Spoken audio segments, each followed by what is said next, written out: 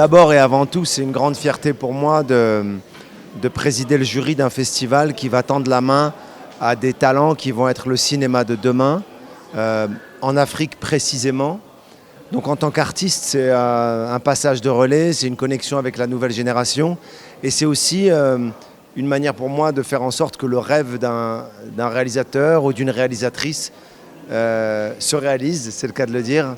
Et en fait, on va aider à ce qu'un réalisateur ou une réalisatrice se réalise et puisse voir son film plus tard, qu'il ne soit pas un film d'une minute, mais un court-métrage, puis un long-métrage, voir le jour. La grande fierté aussi, c'est que je suis, en tant que Marocain, présent à Rabat, au Maroc, dans une ville qui a été désignée comme étant la capitale de la culture pour l'Afrique, le centre en tout cas. Et c'est une immense fierté en tant qu'artiste marocain de défendre ça au maximum. Avec un énorme plaisir, d'abord j'ai accepté.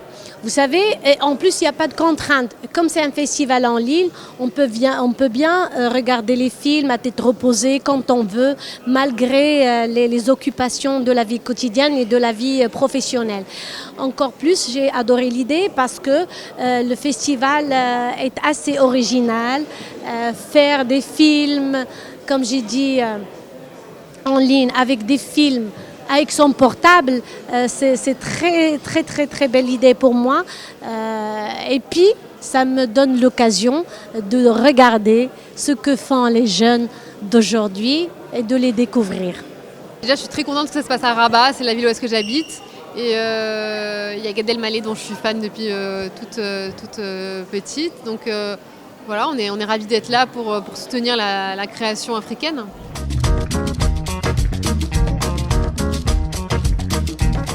C'est un exercice qui est très difficile. Il faut savoir que quand on demande à des artistes, des metteurs en scène en herbe, de réaliser un film en 1 minute avec un téléphone portable, c'est une manière finalement de dire à ceux qui ont du talent ou des choses à raconter, vous voulez vraiment faire ce métier, allez-y.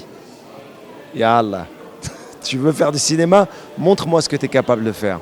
Et l'exercice, il est extrêmement difficile. Mais en même temps, si en 1 minute, on est capable de montrer un univers, un point de vue, un talent, un récit, un genre, parce qu'il faut savoir qu'il y a en 1 minute, on a des films de genre, on a des comédies, des thrillers, des comédies romantiques, des films avec des effets spéciaux. Si on est capable en 1 minute de montrer son talent, c'est qu'en 10, 15, 20 et Inch'Allah 90 minutes un jour, on sera capable de faire de grands films. Raconter une histoire avec son portable, je veux bien, mais on peut raconter des heures et des heures des histoires avec... mais pour les monter, comment tu vas choisir? Et du coup, c'est comment écrire une histoire en 1 minute, c'est très difficile. C'est un exercice qui demande beaucoup de fraîcheur, d'originalité et de ferveur. Et là, je trouve que les jeunes, en plus, cette ferveur ici. La vérité, je ne suis pas sûre, parce que je trouve que c'est très difficile de raconter un film en 1 minute. 1 minute, c'est même pas le format d'une bande-annonce, en fait. Donc, moi, j'ai toujours été... je trouve que c'est super difficile de raconter une histoire, d'être avec des personnages... Et il y en a qui ont vraiment raconté on avait vraiment envie de continuer de la suite. Donc non, je trouve que c'était très difficile et non, j'aurais jamais pu faire ça parce que c'est trop dur.